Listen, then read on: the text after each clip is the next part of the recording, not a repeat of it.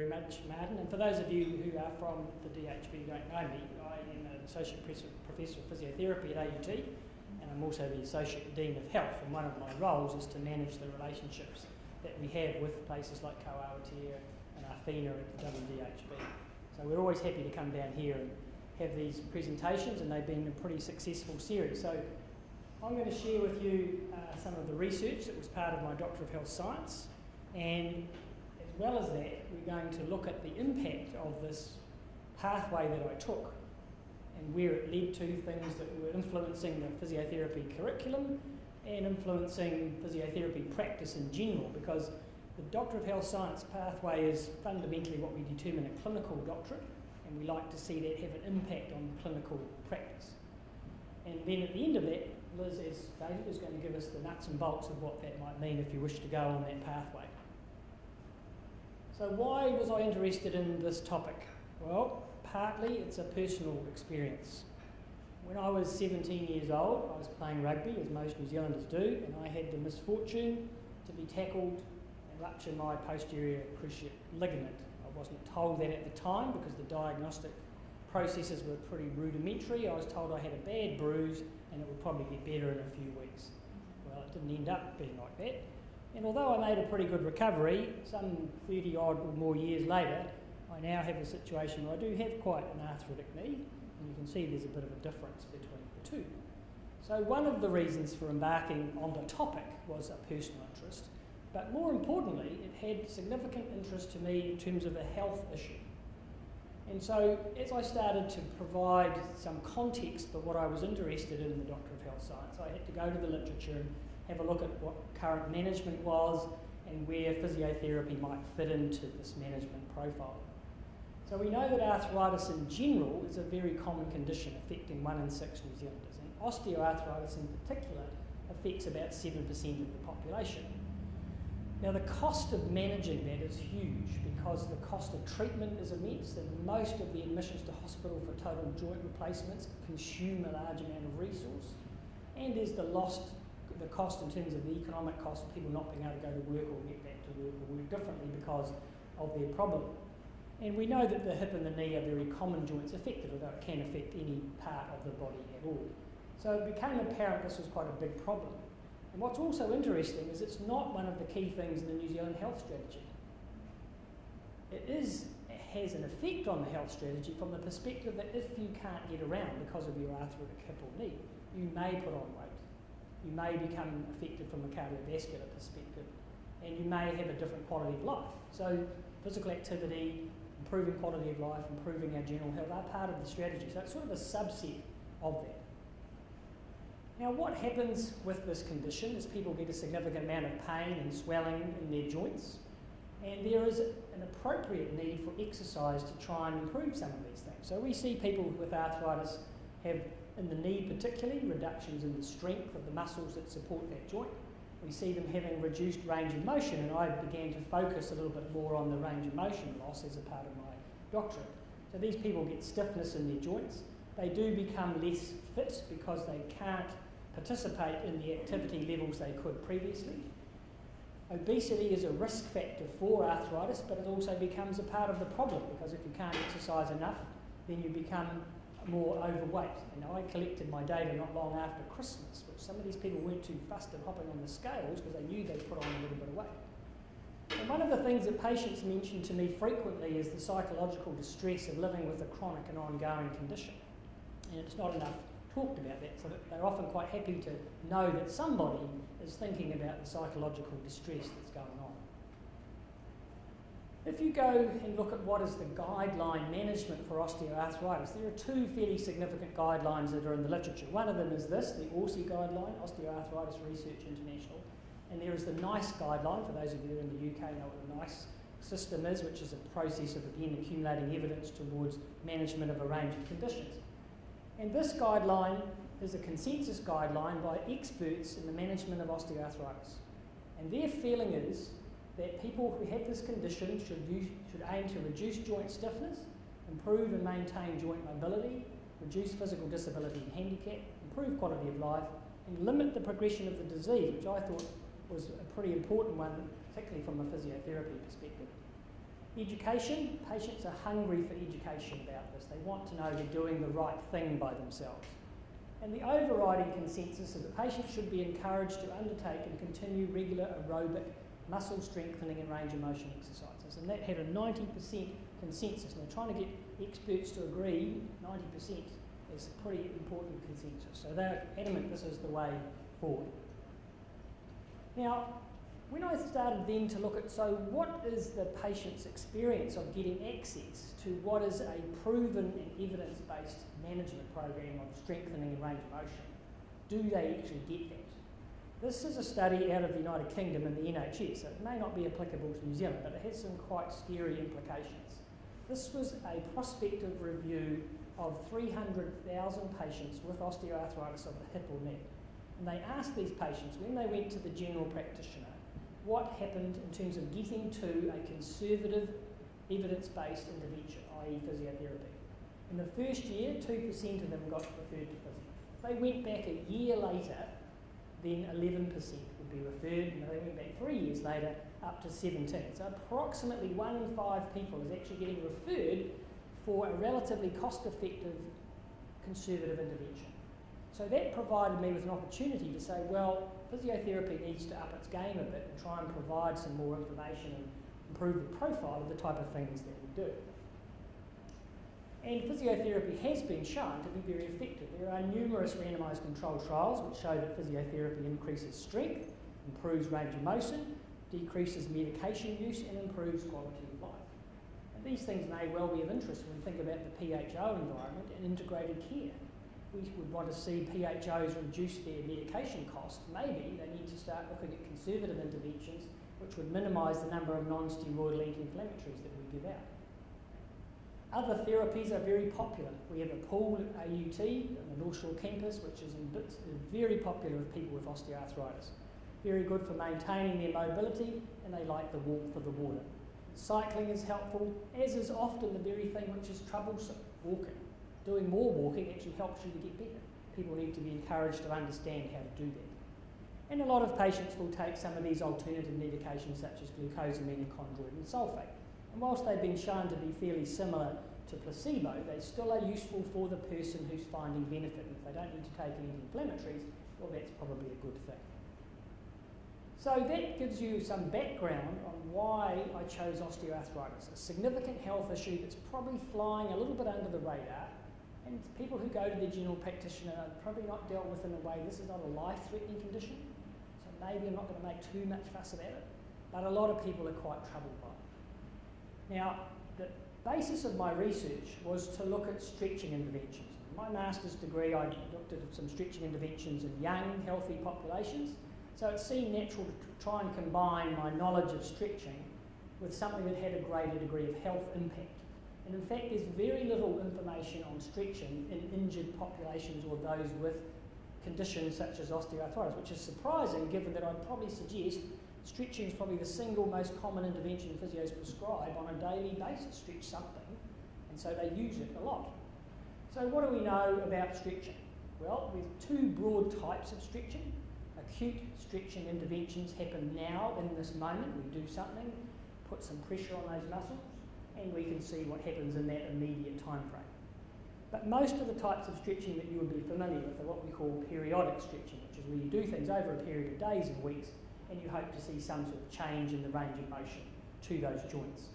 So there's plenty of evidence of stretching being helpful in young populations and very little in the osteoarthritic population, and mostly combined with other interventions like strengthening. So the gap for me was, so what does stretching do alone? Is there something useful? Now those of you that have seen patients with osteoarthritis will know that if their knee starts to deteriorate, they become into a sort of a fixed flexion type deformity. And so they might potentially lose range not only in the knee joint, but also in the muscles that surround the joint. So I thought, well, that might be a good reason for having a look at what stretching alone might do. So if we look at some of the prescriptions for stretching in older populations, we can see that we have a bit of variation in the frequency, 1 times 30 seconds, 1 times 60 seconds. And these stretching exercises were in the hamstring muscle, so we're looking at the knee. And we can see that they can get an improvement of somewhere between 4 and 7 degrees in this aging population. So I did 2 studies for my doctorate. The first study was to look at the immediate effect of a stretching intervention in a group of people who had arthritis and a group of people who were of the same age who didn't have arthritis. So we were interested in a number of variables. We wanted to look at their knee movement, and we wanted to look at some other viscoelastic variables of force and stiffness. And I'm not going to talk about these today because they're not particularly relevant to you in terms of the clinicians. We want to know about what's happening with the range of motion. That's much more useful to you. So we looked at getting people who fell in an age range of where osteoarthritis is common. So we chose people from the age 60 to 75. We diagnosed them using a criteria called the Altman criteria, which is really looking at the amount of disability and range of motion they have. And some people had x-rays where you can measure the amount of deterioration in their knees. So as long as they had genuine osteoarthritis, they were admitted into the study. We used some outcome measures to see what sort of disability they had. So the WOMAC, or the Western Ontario McMaster Arthritis Questionnaire, is a very commonly used questionnaire for people with arthritis. And the lower limb task questionnaire is another functional scale for looking at the impact of any sort of injury on the lower limb. The other people were of the same age but were otherwise fitted well and had no osteoarthritis in their lower limbs, and we excluded people, as we do, if they had neurological conditions or things that might affect their ability to undertake the program. So the methodology that we used is a fairly consistently used methodology for looking at changes in hamstring range of motion. So this is a Biodex machine, a fairly fancy piece of equipment. It's a fairly older one now, but we've got a couple of these. Essentially, this patient is sitting in a custom-made chair with a lumbar roll behind their back to maintain some degree of lordosis in their back and minimise the amount of pelvic movement when we put stretch on the hamstrings. They have a hip angle of about 35 degrees, and they have a lever arm of the kincom sits down around about here, and it's going to slowly extend this person's leg as a passive stretch to that muscle. And what happens is that at some point in this range, this person is going to say, that's enough, thanks very much, I've got enough discomfort in my hamstring, but I think that's the limit that I'm prepared to let you go to. So there is a subjective component in terms of where they call the stop. This methodology does require us to be truly passive though, so we've actually got EMG on the quads and hamstrings, and if anybody went over 1% of their EMG, they were eliminated from that trial. Most people got the hang of it. This person is blindfolded not entirely to preserve their anonymity, but also so that they can concentrate on the stretching sensation and not stop the leg where they think they need to stop it, but actually where it truly feels a bit unpleasant. And they have a little safety switch here that says they can stop the machine. We need to convince them that it does stop instead of keeping on going, because that's a little bit scary the first time they do it. But this allows us to do 2 things. Allows us to measure the range of motion in the knee joint quite accurately, and because there's a load cell in this the lever arm here, it allows us to measure the amount of force or the resistance to the tissue as it's going forward, right? And we need to look at those characteristics to try and understand what's going on with stretching. So these people were measured at baseline, people with OA and people without OA, and then we kept them in the kincom machine and we stretched them for 30 seconds using the lever arm at 80% of their maximum value that they'd been achieving in the first instance. So we didn't want to take them right up into the terminal range because that's a bit unpleasant, so we gave them a much more comfortable stretch, and they then stayed seated in the kincom and we re-measured them. So this was a very immediate effect, 3 times 60 seconds, and then measured them immediately afterwards. So the results, we had 62 subjects recruited into the study, 31 people had osteoarthritis, and their WOMAC score is reasonably low. If they had a score of 240, they'd be significantly disabled. If they had a score of 0, they'd have no problems. So these people are only modestly disabled by their arthritis, and the score of 40 is a maximum out of the lower limb task. So if you've got 40, you're normal. If you're down at 0, you're significantly disabled. So again, we're not seeing these people being particularly troubled by their particular disease. And then you can see that the mean age is exactly in the age we'd expect people to have arthritis. Their weight is reasonably around that same age, and they're of a moderate height. So a pretty normal sample of the population. So this is the graph representing the knee extension range of motion change. So what happened when they went through this 3 times 60 second stretch. The first thing we noticed is that there was no difference in the ability to change the range whether you had arthritis or not. So arthritis is not a barrier to improving your range. And so what we see here in the blue bar is the pre-intervention measure, and then the red bar, the post-intervention measure. This is in the group that have arthritis, and this is the group. And you can see they're almost identical. So this was a good finding in the sense that we suspected that maybe these people wouldn't be quite so comfortable stretching because of their arthritis in their knee, but that wasn't the case. What was the total volume? Well, the people that had the arthritis actually improved a little bit more than the people that didn't have arthritis. They weren't statistically different. They were different from pre to post, but not between each other.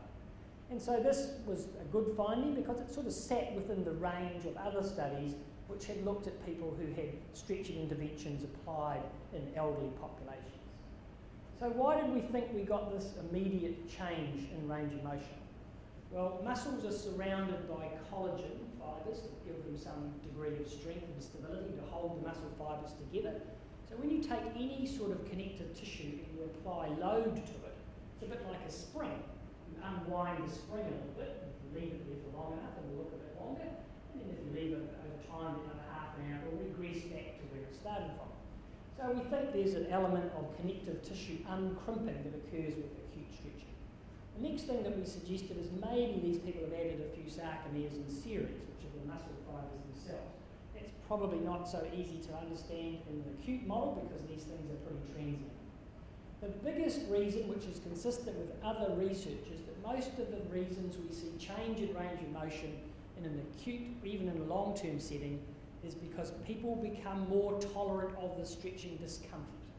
So as I put my leg up here and I lean forward, I get some feedback from my nervous system to say, oh, that's not that pleasant. And as I keep stretching, my brain reconfigures that message and says, well, that's not particularly harmful. I'll let you go a bit further. So most of the changes we see in stretching are related to this phenomenon called stretch tolerance. So this study, the acute study, gave us evidence that acute stretching does improve knee extension range of motion in people with and without osteoarthritis. Stretch tolerance and the viscous phenomenon within the muscles are probably the reason, but nobody had looked at this in the long term. So the second study that I undertook was a much longer study of stretching in a similar population.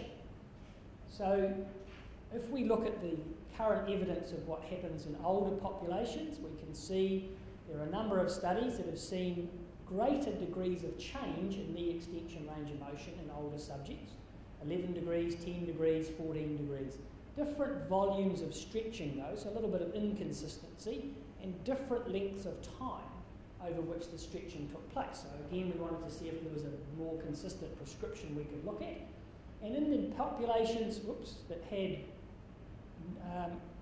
knee OA, it appears that in those stretching studies, the amount of change was much less. So something's happening with this group compared to those other people without OA in the same age, and these were the few studies that I managed to identify. So the purpose of this long-term study was to look at the effects of a 6-week stretching program on the general lower limb muscles in people with arthritis and those without. Same variables as the acute study, but in this study we were also interested in could we change function, because it's all very well that we go away and give somebody a stretch to do, but if they don't see any benefit in their lifestyle, then what's the point? And these people have already told us that they're not functioning as well on the planet as they would like to be. So the overall study design, in the first instance, I was able to recruit 100 subjects via newspaper advertisements from people on the North Shore. And interestingly, I placed this advert in the North Shore Times on a Thursday afternoon at 3 o'clock. And by 5 o'clock, I had 100 subjects. That tells you how interested people were in getting involved, because they wanted to know. A lot of them just wanted to know they were doing the right thing. They said, I'm sort of interested in your stretching, but I'm happy to come along and get some advice about my arthritis as well. So the first 62 went into the study I've just discussed. Some of those were happy to carry on, and we've got some more to come through. So we recruited a total of 43 subjects into the longer term study. Now they were Just curious, because population groups from the North Shore to Awatea. Sure. Is there any sense of potential bias with that? Oh, I think there's bias, heavy bias, in the sense that a newspaper advertisement is going to recruit a whole different population from a waiting list population sitting in a major DHB and where its geographical location sits. So I accept that that's going to be a group of people who fundamentally are probably white European, able to attend and are probably relatively active already. And that's why their WOMAC and lower limb task scores are relatively low in terms of the level of disability. So we can't extrapolate these results out to the more disabled end of the population. Although Peter McNair has conducted studies in this very DHB looking at strengthening people on the waiting list who have shown quite significant improvement in their variables, even though they're due for a knee replacement. So these populations do appear to be able to have some ability to change, and I think that's the bit that, from a physio perspective, what can we give these people to do? Because they may be 5 or 6 or 7 years waiting for their joint replacement, and that time their pathway may just feel like it's slowly deteriorating. So can we have some positive influence with trying to keep their range of motion? Now you can see that the groups are slightly uneven in terms of their distribution. This was a randomised controlled trial. I set up the randomisation process in terms of what I wanted done, and I gave that job to some other people. There was a little bit of confusion as to exactly how they would do that. So we did get a little bit of an uneven distribution, but I can't go and manipulate the randomisation once it's done, because that's not a reasonable scientific thing to do. So there is a bit of difference in terms of the total numbers, but as it turned out, we'll see that didn't have too much influence. So these were the subjects. Again, we can see they're of the age group where we would expect people to have arthritis. Height pretty similar, but you can see there's a difference in the BMI. 25 for the people who don't have arthritis, 29 for the people that did have arthritis. So that's fairly typical again of this population group. Again, the WOMAC scores, in this case, a little bit more disability and a little bit more disabled on the lower limb task questionnaire, but fundamentally still functioning quite well. Same type of methodology for measuring the extension range of motion, but this time we looked at function. I'm sorry these pictures are a bit dark, I'll talk you through it. This was an 8-metre walk, so they got up out of the chair, walked 8 metres, turned around and went back again, and we timed it. This ALF stands for the Aggregated Locomotor Function Scale. They climbed up 7 stairs and returned, and then they did a timed up and go. Out of the chair, walk 2 metres, turn around and sit down. So the total score for the ALF is the cumulative time of those 3 tasks. And this is a really simple, applicable functional measure for people who have got lower limb disorders. So those of you that are looking at that sort of population, you may be interested in that. So this time, we randomised these people to a group with arthritis who stretched, a group of people without arthritis who stretched, a group with arthritis who didn't stretch, and a group of people without arthritis who didn't stretch. So 4 different groups. The people who stretched were given 3 times 60 seconds, once a day, 5 days a week for 6 weeks. This is a prescription we've used in a number of other studies, pretty well validated in terms of the prescription. These people were supervised by people, not myself, again to reduce the bias, to ensure they were compliant with the intervention. But I also put in a control placebo for the OA group, because I didn't want to see that they might perceive they weren't getting some treatment that other people were. So I basically used a machine called an interferential, which is like a big TENS machine, which provides some sort of electrical stimulus to muscle, supposedly, and I just turned it off, but the lights still flashed. You might call disco physio, so things happen, but the patient, for all intents and purposes, thought something was happening. And then the OA control group, basically non-OA control, they just carried on their normal daily activity. So this was the range of stretches: calf muscle stretches to keep that knee extension going, hamstring stretches, quadricep stretches, and hip flexor stretches, all muscles that have an influence on the knee joint. Even though we were only measuring the hamstring group, because that's the easiest thing to do with the income, we were interested in their overall lower limb function. And so the results of this study are reasonably similar to the other study. The people with arthritis were no different from the people who didn't have arthritis. So again, the blue bars are the pre-intervention measures and the red bars are the post. So what we can see is this is the stretch group, this is the control group.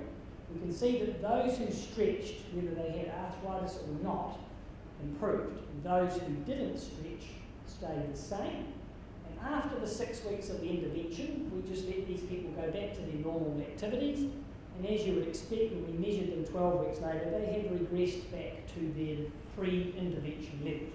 So what this tells us is that these people, if they're going to maintain their range, they need to keep doing it. Now, it wasn't the intent of the study, but it is consistent with other studies. Now, when we looked at the function, if you go back to what I said, this aggregated locomotor functional scale, it's an accumulated score of the 3 items. So the stretch groups and the control groups were not dissimilar at baseline, and a reduction, with these bars getting smaller, means they were doing the 3 tasks faster. Now, what was interesting here is that the people who stretched improved the most, and in fact the control subjects who weren't stretching also had a statistical improvement.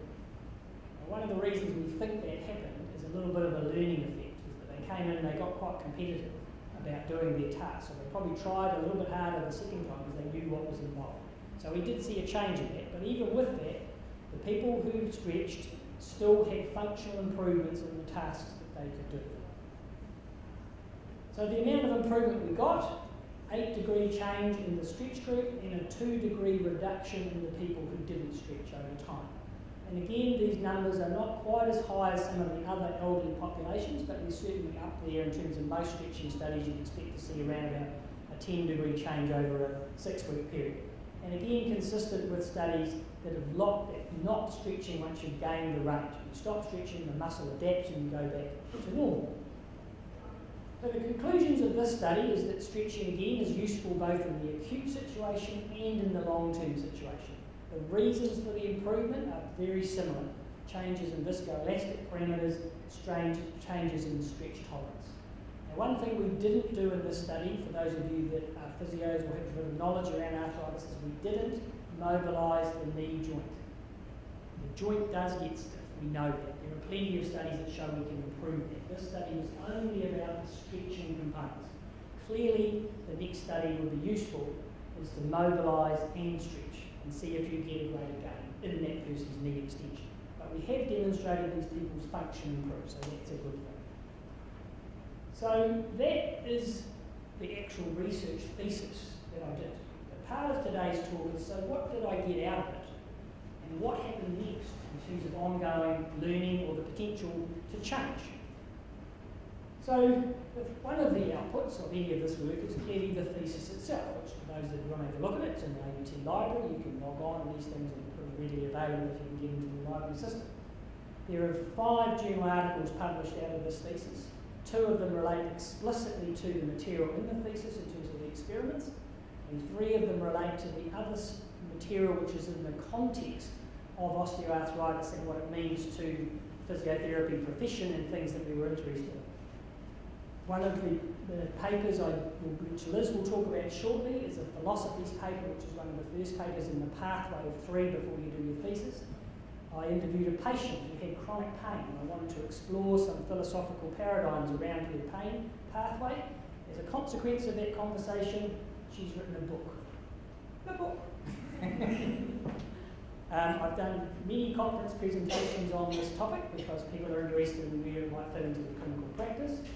And we have now developed a series of seminars with Arthritis New Zealand, which we run from the North Shore campus, because of this constant desire for patients to want to know more. They were hungry for knowledge. So now every 2 months we run a series on exercise, diet, managing chronic pain, all sorts of things that are of interest to the patient. Some of that they drive, some of it we drive in terms of what we want to do. We've had quite a bit of support from Arthritis New Zealand to promote other types of research. We haven't always got funding for some of the things we want, but they're very supportive of AUT's pathway in making the lives of people with arthritis a lot better. And then the 2 things that were particularly of interest within the school is that the information in the context of arthritis and what it meant for physiotherapists has made some significant curriculum change. We wanted to change physiotherapists from maybe what might be perceived as a more acute ACC model to a more engaging model with people who are living with chronic and long-term disease processes. And we've also got a project in the clinic which gives people with arthritis the opportunity to have more than one health professional deal with them at one time, an interprofessional project. I'm just going to give you a little bit of background on some of these things. So there's quite a bit of output out of this particular pathway. So this is the book, and this is the book cover. And the reason that the person, Kathy, who wrote the book, chose this is because her injury was a fall onto a concrete step in the middle of her back. And at that moment she said it felt like a shower of sparks went through her whole body.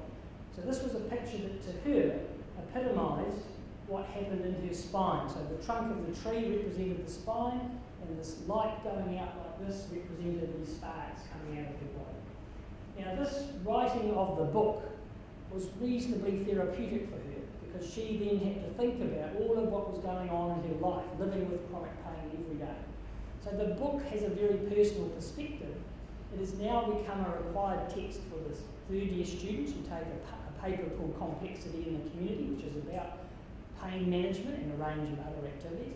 And she has very kindly come, and I've interviewed her in front of the students about what it's like to live with this. Because our students in the past, I guess if we were honest, had probably gone out and not had enough information about how to deal with some of the really difficult things that they will experience in clinical, either in their first run as students or when they go out into clinical practice.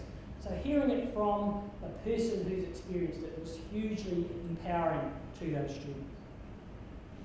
One of the big things about the curriculum change and challenging the profession was that many of you may remember that in the mid-2000s, ACC made a fundamental change in terms of the way it funded private physiotherapy. If anybody went to physiotherapy at that time, you may remember you didn't have to pay any co-payment.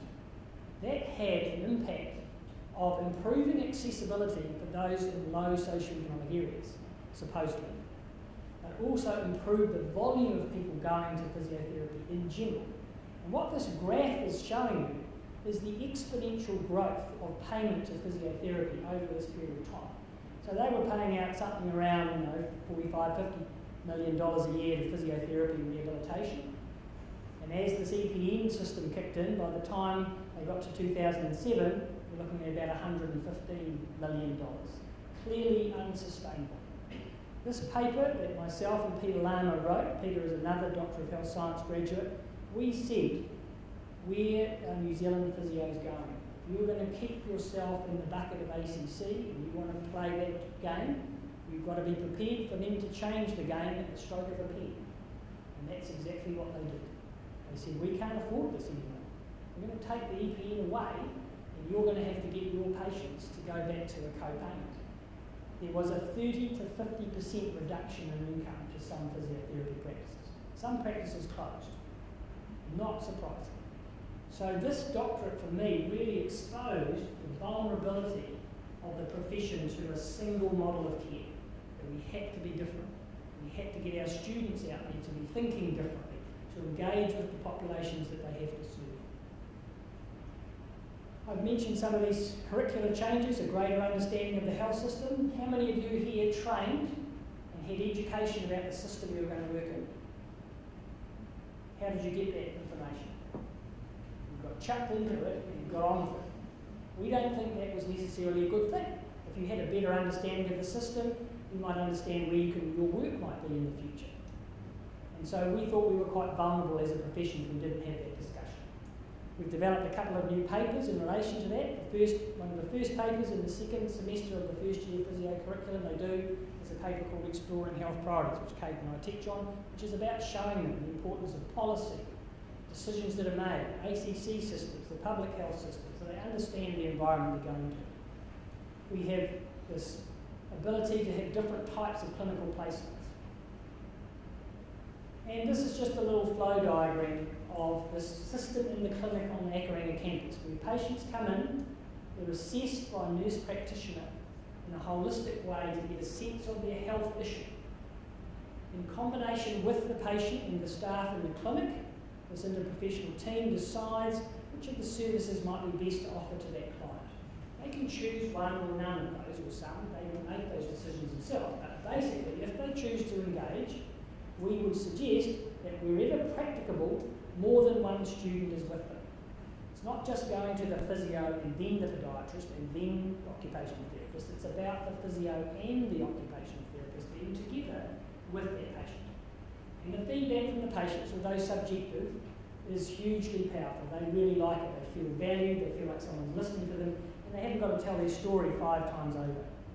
We've put around that electronic patient management system that everybody has access to. It's wonderful if our health system moves to that level of integration. We know some steps have been made that way. So these are things which, when I set off on this journey in 2004, I had no real concept that it would happen this way. But I'm very happy that it has, and I'm happy to answer any questions you might have about that pathway. Well, maybe I could hand to Liz, and we can have a little bit about the DHSC, and then we can